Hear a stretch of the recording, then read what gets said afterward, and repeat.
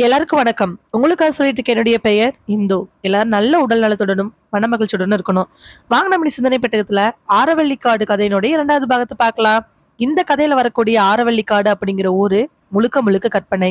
இதுல வரக்கூடிய ஆட்கள், பெயர்கள், இடங்கள் எல்லாமே முழுக்க முழுக்க கற்பனையானது. ஆரவல்லிக்காடு அப்படின்னு ஊரையும் அதுல இருக்கக்கூடிய மாசாணியம்மன் கோயிலும் இந்த கதைக்காக கற்பனையா எழுதப்பட்டது. வண்டி ஆரவல்லிக்காட்டை நோக்கி போயிட்டு இருக்குது. இன்னும் எவ்வளோ கிலோமீட்டர் என்னன்னு கூட தெரியாது. ஆனா இரவு நேரம் அப்படிங்கிறது 7:30 மணியை தாண்டிருச்சுன்னு நல்லாவே தெரியும். கையில இருக்கக்கூடிய வாட்சை பார்க்க, ரோட்டை பார்க்க வண்டி ஓட்டன்னு டிரைவர் போயிட்டு இருக்கிறாரு. அந்த சிங்கிள் சீட்ல உட்காந்துருக்கக்கூடிய மணிகண்டனுக்கு மனசுக்குள்ள ஒரே ஒரு கேள்வி. எதுக்காக அந்த பாட்டியும் அந்த பேரனும் நம்மளை அப்படி பார்க்கணும்? நம்மளே உத்து பார்த்துட்டு இருக்கிறாங்க, ஆனா வண்டியில ஏறல.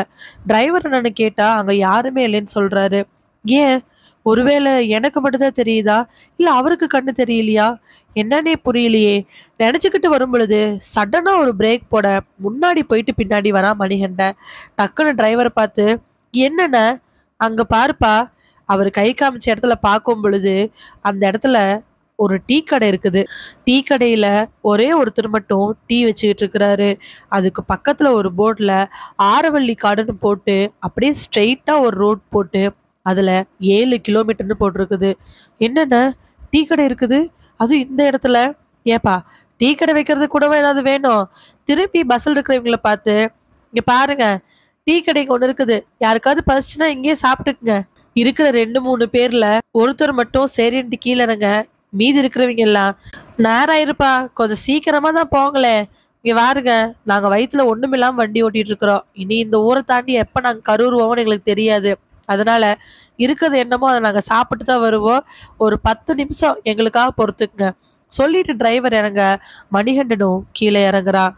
அங்க போய் டீ கடையில நிக்க, டீ கடையில் இருக்கிறவரு எந்திரிச்சு நிக்கிறாரு. சொல்லுங்க ஐயா, என்ன வேணும்? என்னங்க இருக்குது? டீ, காபி, பால் எல்லாமே இருக்குது. இந்த போண்டா, பஜ்ஜி அதெல்லாம் இல்லைங்களா? சிரிச்சவரு, இல்லைங்க ஐயா, அதெல்லாம் இல்லை. வேணா பன்னு, இந்த முறுக்கு, பிஸ்கட் பாக்கெட்டு இதெல்லாம் இருக்குது. வேணா சாப்பிட்றீங்களா?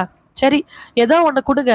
டீயை கேட்ட உடனே சின்ன பாய்லர்ல இருக்கக்கூடிய டீயை 2 டம்ளர்ல ஊற்றி மணிகண்டனுக்குமே டிரைவருக்கு ஒன்று கொடுக்க, அதை வாங்கிட்டு வேணுங்கிற ஸ்நாக்ஸை வாங்கிட்டு சாப்பிட ஆரம்பிக்கிறாங்க. அங்க இருக்கிற டீ கடைக்காரரை பார்த்து, ஏங்க இந்த இடத்துல கடை விட்டுருக்குறீங்க, வியாபாரம் ஓடுமா? ஏங்க அப்படி கேட்டுட்டீங்க? தோ நேரா ஒரு ரூட் தெரியுது பாருங்க. இங்கிருந்து 7 கிலோமீட்டர் போனா ஆரவல்லிக்காடு. அங்கிருந்து கொஞ்சம் தூரம் போனோம்னா மெயின் ரோட்டுக்கு போயிடலாம். தோ பின்னாடி பாருங்க, வாய்க்கா வரப்பு இருக்கக்கூடிய இடம். பொம்பளைகள்லாம் இருந்தாலும் ஆம்பளைகளா இருந்தாலுமே வாய்க்கா வரப்புல வேலை செய்யும்போது சலிச்சு போயிடுவாங்க. இங்கே வந்தா டீ குடிச்சிட்டு போவாங்க. அதே மாதிரி இன்னும் கொஞ்சம் தூரம் பின்னாடி போய் கிழக்க போனீங்கன்னா சின்ன கிராமம் ஒன்று இருக்குது. ஆட்கள்லாம் இருக்கிறாங்க. அங்கேருந்து இங்கதான் வந்து ஏதாவது டீ காப்பி வேணா வாங்கிட்டு போவாங்க. இந்த பக்கத்துலயே டீ கடைங்கிறது எம்பட தான். ஏங்க, மணி என்ன இருக்கும்? 7:45 இருக்கும் இல்ல? ஆமாங்க. 7:45க்கு டீ கடை திறந்து வச்சிருக்கிறீங்க. ஆட்கள் வருவாங்களா என்ன? அட ஏங்க, நான் என்ன டெய்லியுமா திறந்து வச்சிருக்க போறேன்? வழக்கமா 6 மணிங்கும்போது மூடிடுவேன். பின்னாடி வயலுக்கு வேலை செய்ய வரவங்க எல்லாம் 6 மணிங்கும்போது வீட்டுக்கு போக ஆரம்பிச்சிருவாங்க. அவங்க போகும்போது நானும் பின்னாடியே போயிடுவேன். அதுல வரவங்க யாராவது 2 3 பேர் டீ கேட்டாங்கன்னா ஆத்தி கொடுத்துட்டு போவேன். இந்த ஆரவல்லிக்காட்டு மாசாணியம்மன் கோயில்ல திருவிழா, எல்லாரும் இந்த வழியா வர்றதுக்கான வாய்ப்புகள் அதிகம். அதனாலதான் திறந்து வச்சேன். பாருங்க, வழக்கமா எப்போ வாங்குற சனம் தான் வாங்கும். என்ன, ஒரு 10 பேர் 12 பேர், இன்னைக்கு உங்களோட சேர்த்து 23 பேர்த்துக்கு பக்கமா டீ குடிச்சிருக்கிறாங்க. டோ இங்க இருக்கக்கூடிய முறுக்கு, பிஸ்கட் இதெல்லாம் சாப்பிட்டுருக்குறாங்க. அப்படி வியாபாரத்தை பார்த்தாதாங்க உண்டு. ஏங்க, இங்கதான் எந்த வியாபாரமும் இல்லையே, அப்புறம் இன்னும் கடை போட்டுட்டு இருக்கிறீங்க? இல்லைங்க, எங்களுக்கு மெயின்ல ஒரு கடை இருக்குது. அத பையனும் மருமகளும் பார்த்துக்குவாங்க. நானு இங்கதானே இருக்கிறேன்னு சொல்லிட்டு அப்படியே இங்க போட்டிருக்கிறேன். அது மட்டும் இல்லைங்க, ரொம்ப வருஷமா எங்க கடையை நம்பி வாங்குற ஆட்கள் இருக்கிறாங்க. ஓ, எத்தனை வருஷம் வச்சிருக்கீங்க இந்த கடை? அது எங்க தாத்தா பாட்டனுக்கு தாங்க தெரியும். ஏதோ அவங்க விட்டுட்டு போன தொழில்னு நான் பார்த்துக்கிட்டு இருக்கிறேன். என் பசங்களுக்கு டவுன்ல மெயினான இடத்துல ஒரு சின்ன கடையை போட்டு கொடுத்தாச்சு, அவங்க பொழைச்சிக்கிட்டும் அப்படின்னு. டிரைவருமே அந்த டீ கடைக்காரரு இப்படி பேசிட்டு இருக்கும் பொழுது டீ குடிச்சுக்கிட்டே கேட்டுட்டு இருக்கக்கூடிய மணிகண்டனுக்கு பின்னாடி ஏதோ ஒரு புது விதமான சத்தம் கேக்குது. அண்ணே, அண்ணே, டக்குன்னு வாயில பிஸ்கட்ட கடிச்சுக்கிட்டே திரும்பி பார்க்குறவன், பின்னாடி யாருமே இல்லாதனால ஒரு 2, 3 வாட்டி மட்டும் அப்படியே அங்கேயும் இங்கேயும் பார்வை விட்டுட்டு திரும்பிக்கிறான். 1/2 டம்ளர் அளவுக்கு டீ காலியானதுக்கு அப்புறமா மறுபடியும் அந்த குரல் கேக்குது. "அண்ணே, அண்ணே." மறுபடியும் திரும்பி பார்க்குறவனுக்கு இப்போ எதுன்னு கண்டுக்காம விடுறதுக்கு மனசு வரல. பஸ்ல இருந்த 2, 3 பேர் இறங்கி டீய குடிச்சிட்டு இருக்க, யாருக்கிட்டயும் எதுவுமே சொல்லாம அந்த பிஸ்கட் பாக்கெட்டையும் டீ டம்ளரையுமே அப்படியே கையில எடுத்துக்கிட்டு மெல்ல மெல்ல நடக்க ஆரம்பிக்கிறான். சும்மா செவுருங்கிறது ஒரு ஆளுடைய முக்காவாசிகள் இருக்குது. அதுக்கு மேல எல்லாமே கூரை தான். 10க்கு 10 அளவுக்கு இருக்கக்கூடிய டீ கடை. பழங்காலத்துல டீ கடை எப்படி இருக்கு அப்படின்னா இந்த கடையை காட்டிடலாம். அந்த அளவுக்கு அந்த கடையில வசதிகளும் இருக்குது. அதுக்கு பக்கத்துல இருக்கக்கூடிய செவுத்து பக்கமா யாரோ நிக்கிற மாதிரி தெரியுது. அவனுக்குள்ள ஒரு எண்ணம், நம்ம பஸ்ல இருந்து இப்பதான் இறங்கணும், பஸ்ல இருக்கிறவங்க எல்லாருமே டீ கடைக்கு முன்னாடி நிக்கிறோம், ஒருவேளை டீ கடைக்காரருக்கு தெரிஞ்சவங்க யாராவது, அவருடைய பொண்ணு பேத்தி யாராவது இருக்குமோ. அண்ணன், அண்ணன். மறுபடியும் அதே பக்கத்துல இருந்து குரல் கேட்க அவன் எட்டி பார்க்கறான். எட்டி பார்க்கும் பொழுது ஒரு சின்ன பொண்ணு, கிட்டத்தட்ட ஒரு 13லேருந்து 14 வயசு இருக்கும். பாவாடை சட்டை போட்டுக்கிட்டு, ரெட்டை ஜடை போட்டுக்கிட்டு, நெத்தியில பொட்டு வச்சுக்கிட்டு, திருநீரு குங்குமம்லாம் பூசிக்கிட்டு, கையில வளையல் பாசி எல்லாம் போட்டுக்கிட்டு அந்த செவுத்தோட செவுடா திரும்பி நின்றுட்டு இருக்குது. அப்படின்னா அந்த பொண்ணோட நெத்தி செவுத்துல முட்டிட்டு நிக்குது. கை ரெண்டையுமே தன்னுடைய 2 கண்ணங்களுக்கு பக்கத்துல வச்சு செவுத்தோட அந்த பொண்ணு வச்சுக்கிட்டு இருக்குது. அவன் அந்த பொண்ணை பார்த்துட்டு டிரைவரை பார்க்குறான்.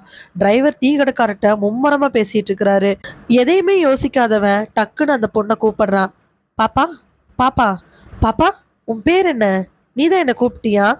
அந்த பொண்ணு எதுவுமே பேசாம அமைதியா நிக்கிறா. பாப்பா, நீதான் என்ன கூப்பிட்ட? என்ன வேணும்? என்ன வேணும்னு சொல்லு. ஏதாவது வாங்கி தரணுமா? யார் நீ? இந்த டீ கடைக்காரர் சொந்தமா இல்ல திருவிழாக்கு வந்த பொண்ணா? யார் பாப்பா நீ? அந்த பொண்ணு செவுத்தோடையே தலையை ஒட்டி வச்சுக்கிட்டு இல்ல அப்படிங்கிற மாதிரி தலையாட்டுது. பாப்பா, இங்க பாரு. அந்த பொண்ணு மெல்ல மெல்ல தன்னுடைய காலை எடுத்து வச்சு டீ கடையினுடைய கடைசிக்கு போக ஆரம்பிக்குது.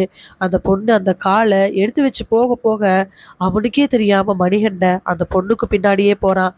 ஏன் பாப்பா, என்னாச்சு? இங்க பாரு. அந்த கடையினுடைய முடிவுக்கு வந்த உடனே டக்குன்னு அந்த பொண்ணு திரும்பி மணிகண்டனை பார்க்குது. கண்ணெல்லாம் கண்ணீர். அந்த பொண்ணு மணிகண்டனை பார்த்த அந்த நிமிஷம் மணிகண்ட கையில் இருக்கக்கூடிய பிஸ்கட்டையும் டீ டம்ளரையும் டப்புன்னு கீழே போட்டுடுறான். என்னாச்சு பாப்பா? யார் நீ? ஏதாவது பிரச்சனையா? உன்னை யாராவது மிரட்டுறாங்களா? என்னன்னு சொல்லு. அவன் கேட்ட உடனே அந்த பொண்ணு ஐயோ ஐயோன்ட்டு மூஞ்சி மூஞ்சியா அடிச்சுக்கிட்டு அழுக ஆரம்பிக்குது. மணிகண்டனுக்கு ஒண்ணுமே புரியல. என்ன பாப்பா அப்படின்னு கேட்கறதுக்கு முன்னாடியே அந்த பொண்ணு வேகமா பின்பக்கமா ஓட ஆரம்பிக்குது. இருட்டு, வயல் வரப்பு. அந்த பொண்ணு எங்க ஓடுது? இவனுக்குமே எதுவுமே யோசிக்க முடியாம அந்த பொண்ணு பின்னாடி ஓடுறான். கிட்டத்தட்ட ஒரு 10 அடி வச்சதுக்கு அப்புறமா அந்த பொண்ணு அந்த வரப்புல அப்படியே குந்த வச்சு கொந்துக்கிறா. பக்கத்துல போய் அந்த பொண்ணு கீழே உட்காந்தவன், பாப்பா, ஏதாவது பிரச்சனையா? என்னது, பசிக்குதா? திருவிழாவுக்கு வந்து எங்கேயாவது காணாம போயிட்டியா? இல்லை இங்க யாராவது உன்னை ஏதாவது பிரச்சனை பண்ணிட்டு இருக்கிறாங்களா? என்னன்னு சொல்லு பாப்பா, என்னன்னு சொல்லு. டக்குன்னு அந்த பொண்ணு மறுபடியும் மணிகண்டனை பார்க்குது. மணிகண்டனையே பார்த்துக்கிட்டு இருக்குது. மணிகண்டனுக்கு அந்த பொண்ணுடைய பார்வை பயத்தை இன்னுமே அதிகமாக்கிட்டு போகுது. ஏப்பா, ஏதாவது பிரச்சனையா? நான் வேணா டிரைவர் அண்ணன், இந்த டீ கடைக்கார அண்ணன் எல்லாத்தையும் கூப்பிட்டு விட்டுமா? உன்னை ஏதாவது தொந்தரவு பண்ணாங்கன்னா சொல்லு, நாங்க இருக்கிறோம். என்னாச்சு உனக்கு? வா பாப்பா, அங்க போலாம் வா. அந்த பொண்ணு திடீர்னு 2 கையை நீட்டுது. 2 கையை நீட்டும் பொழுது முட்டியிலிருந்து கை விரல்கள் வர வழியில ஒரு கீறல் கீறி ரத்தம் வந்துட்டு இருக்குது. இவ்வளோ நேரம் அந்த மாதிரி எதையுமே பார்க்கல. ஒருவேளை இருட்டில் இது நான் பார்க்காம விட்டு இருந்திருப்பேன். டக்குன்னு தான் பேக்கெட்டில் இருக்கக்கூடிய கர்ச்சீஃபை எடுத்து பல்லால கடிச்சு ரொம்ப சிரமப்பட்டு 2ஆ கிழிச்சு 2 கையில் இருக்கக்கூடிய புண்ணுகளையுமே அவன் தொடச்சி தொடச்சி விடுறான். அவன் துடைக்க துடைக்க ரத்தம் வந்துக்கிட்டே தான் இருக்குது. அந்த பொண்ணு அழுகை இப்ப இல்ல. ஆனா பார்வை மணிகண்டனை விட்டு விலகவே இல்லை. இரு பாப்பா, ஒரே நிமிஷம் இரு. நான் போய் டீ கடைக்கார அண்ணனையும் அந்த டிரைவர் அண்ணனையும் கூட்டிட்டு வந்துடுறேன். ஒரே நிமிஷம் நீ வெயிட் பண்ணு. சொல்லிட்டு மணிகண்டை எந்திரிக்க அந்த பொண்ணை விட்டு அவனால நகரவே முடியல. மறுபடியும் டப்புன்னு கீழே உட்காந்துக்கிறான். இரு, நான் போய் கூப்பிட்டு வந்துடுறேன், நீ எங்கேயே இரு. அந்த பொண்ணோட மூஞ்சில எந்த விதமான பாவனையும் கிடையாது. மணிகண்டை மட்டுமே உத்து உத்து பார்த்துக்கிட்டு இருக்குது. அவனுக்கு அந்த பார்வை நிஜமாலுமே ஒரு நடுக்கத்தை தான் ஏற்படுத்துது. புண்ணுனா அழுகுவா. ஆமாமா, அழுதா, நான் இல்லைன்னு சொல்லல. ஆனா நான் இப்படி தொடைக்கிறேன், அவ எதுவுமே பேச மாட்டேங்கிறா. யாரா இருப்பா? பாப்பா, பின்னாடி இருந்து திடீர்னு ஒரு குரல், மணிகண்டா, மணிகண்டா, டேய் மணிகண்டா. திரும்பி பார்க்க அந்த டீ கடைக்கு எட்ஜில் நின்றுட்டு இருக்கிறாரு டிரைவரு. என்ன பண்ணிட்டு இருக்கிற? மொபைல் இருக்கக்கூடிய லைட் அடிச்சுட்டு மணிகண்டனை பார்க்க, அண்ணா இங்க வாங்கண்ணே ஒரு நிமிஷம். என்னப்பா பண்ணிட்டு இருக்கிற? வரப்புல குந்த வச்சு வந்துகிட்டு அவசரமா? இல்லைன்னா அது வந்து சொல்லிட்டு இந்த பக்கமா இருக்கக்கூடிய பொண்ணுன்னு காட்டுறதுக்காக திரும்பி பார்க்க அங்க யாருமே இல்ல. சடனா அவனுக்கு அதிர்ச்சியாக அந்த வரப்புலயே அப்படியே பின்னாடி விழுந்துடுறான். ஒடியாந்தவரு மணிகண்டனை கை தாங்கலா தூக்கி, என்னப்பா எதுக்கு வந்த இங்க? அண்ணன் அது வந்து நான் இங்க ஏற்கனவே ஒரு பாட்டியும் பேரனும் தன்னை முறைச்சு முறைச்சு பாக்குறாங்கன்னு சொன்னதையே சுத்தமா நம்பாத டிரைவர், இப்போ ஒரு பொண்ணை பார்த்தேன். அந்த பொண்ணு அழுதுச்சு, அது கையெல்லாம் புண்ணு ரத்தம் வழிஞ்சிச்சு, என்னை முறைச்சு முறைச்சு பாக்குதுன்னு சொன்னா கண்டிப்பா நம்புவாரா என்ன? இல்லைண்ணே அது வந்து யூரின் வந்தியாக்கும். சரி வா போலாம். மணிகண்டனை கூட்டிட்டு போக முன்னாடி டிரைவர் போக பின்னாடி மணிகண்டன் நடந்து போயிட்டு இருக்கிறான். நடந்து போயிட்டே இருக்கிறவன் அடிக்கடி பின்னாடி திரும்பி திரும்பி பார்க்கறான். ஆனா அந்த இடத்துல யாருமே இல்லை. உள்ளுக்குள்ள வயல் பக்கமா ஏதோ ஒரு சலசலப்பு. ஆனா அது அந்த பொண்ணா இருக்குமோங்கிற சந்தேகம், அந்த பொண்ணை எப்படி இருக்கும் அதுக்குள்ளங்கிற கேள்வியும் வருது. எதுவுமே பேசாம டீ கடை வரைக்கும் வந்தவன் நின்னு மறுபடியும் பின்னாடி திரும்பி பார்க்கறான். உடனே டீ கடைக்காரரு, என்ன தம்பி அவசரமா? பார்த்து போங்க, வயல் வரப்புல எல்லாம் பாம்பு கீம்பு இருக்கும். டிரைவர் உடனே, அதுவும் சரிதான், போனவன் எதையோ பார்த்து பயந்துகிட்டு வந்திருக்கிறான். அட ஏன் தம்பி நீங்க வேற, காத்து அசைஞ்சாலும் மரம் அசைஞ்சாலும் பேப்பர் அசைஞ்சா கூட பயப்படுற இடம். இத்தனை வருஷமா நான் இங்க இருக்கிறேன். போன வாரத்துல சைக்கிள்ல போகும் பொழுது பனைமரத்தோட இது கீழே விழுகுது, அலறி அடிச்சுக்கிட்டு சைக்கிள்ல வீட்டுக்கு போனேன். 2 நாள் ஜுரம். சொல்லவே அங்க இருக்கிற எல்லாரும் சிரிக்க டிரைவரும் சிரிக்கிறாரு. மணிகண்டனுக்கு மட்டும் எந்த விதமான சிரிப்பும் வரல. கேள்விக்குறி மட்டும்தான் மனசுல இருக்குது. ஏற்கனவே இருக்கக்கூடிய நடுக்கத்துக்கு இன்னும் விடை கிடைக்காத போது ஒரு பொண்ணு இப்ப நம்ம கண்ணுல பட்டுட்டு தெரியாம போயிடுச்சு. இத டிரைவர் கிட்ட சொன்னா கண்டிப்பா நம்மள முட்டாள்னு சொல்லுவாரு. எதுவுமே பேசாம அவன் பாட்டுக்கு போறான். டிரைவர் முன்னாடி ஏற, பேசஞ்சர்ஸ் எல்லாருமே ஏற, மணிகண்ட ஏறலான்னு போகும் பொழுது பின்னாடி திரும்பி பார்த்து டீ கடைக்காரரை பார்த்து, அண்ணன் சொல்லுங்க தம்பி, உங்களுக்கு ஏதாவது பொண்ணு இருக்குதா? பொண்ணா? இல்லைங்களே, ஒரே பையன், டவுன்ல கடை வச்சு கொடுத்தாச்சு, மருமக. அவங்களுக்கு? ஆமாம் தம்பி, அவங்களுக்கு பொண்ணு இருக்குது. எத்தனை வயசு இருக்கும்? இப்பதான் எல்கேஜி ஓரா. ஏன் தம்பி கேட்குறீங்க? இல்லைண்ணே, இங்கே ஏதாவது ஒரு பொண்ணு, ஒரு 13 14 வயசு இருக்கக்கூடிய பொண்ணு உங்களுக்கு உதவியா? என்ன தம்பி ஆச்சரியமா இருக்கு, சுத்தி ஏரியால வீடுகளே கிடையாது, 13 14 வயசு இருக்க போற புள்ள இந்த ஏரியால இப்ப எதுக்கு வந்து நின்றுட்டு இருக்கணும்? ஏன் தம்பி இப்படிலாம் கேக்குறீங்க? என்ன விஷயம்? இல்லைண்ணா இல்லை, நான் சும்மா தான் கேட்டேன். போங்க தம்பி, லேட் ஆயிட போகுது. இப்ப நீங்க போனீங்கன்னா தான் ஆரவள்ளி காட்டுல இருக்கக்கூடிய திருவிழா கூட தாண்டிட்டு போறதுக்கு நைட்டு 10 மணி ஆகும். நேரம் ஆயிட்டே போச்சு, போகவே முடியாது. சொல்லிக்கிட்டே டீ கடைக்காரரு மணியை பாக்குறாரு. 8ன்னு இருக்குது. அதனால கடையெல்லாம் எடுத்து வைக்கிறதுக்காக அவரும் தயாராகிட்டு இருக்கிறாரு. மணிகண்ட வண்டியில ஏறி எல்லாரும் வந்துட்டாங்களான்னு பார்த்துட்டு மறுபடியும் அந்த சீட்லயே உட்கார்றான். என்னப்பா கிளம்பலாமா? ஆ போலான்னு சொல்லிட்டு டிரைவர் வண்டியை ஸ்டார்ட் பண்ண மணிகண்டனுக்கு மனசுக்குள்ள இன்னும் அந்த கேள்வி இருக்குது. உடனே அவனுக்கே தெரியாம தன்னிச்சையா அந்த ஜன்னல் வழியா பார்க்க, அந்த டீ கடையை ஒட்டி இருக்கக்கூடிய செவுத்துல டீ கடைக்கு ரொம்ப ரொம்ப பக்கத்துல ஒரு பொண்ணு நின்றுட்டு இருக்கிறா. மணிகண்டனுடைய பார்வையை கூர்மைப்படுத்திட்டு பார்க்க அதே பொண்ணு, அதே ரெட்டச்சடை.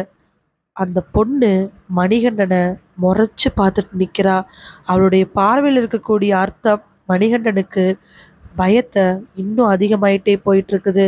இதுல என்ன ஆச்சரியம் அப்படின்னா, அந்த பொண்ணு நிக்கிறதுக்குமே டீ கடைக்கார் நிக்கிறதுக்கும் 2 அடிதான் வித்தியாசம். ஆனா டீ கடைக்காரரு அந்த பொண்ணு கண்டுக்கவே இல்லை. அப்போ அந்த பாட்டியும் பேரனும் போல இந்த பொண்ணும் மணிகண்டனோட கண்கள்ல மட்டும்தான் பட்டிருப்பாங்களோ என்னமோ.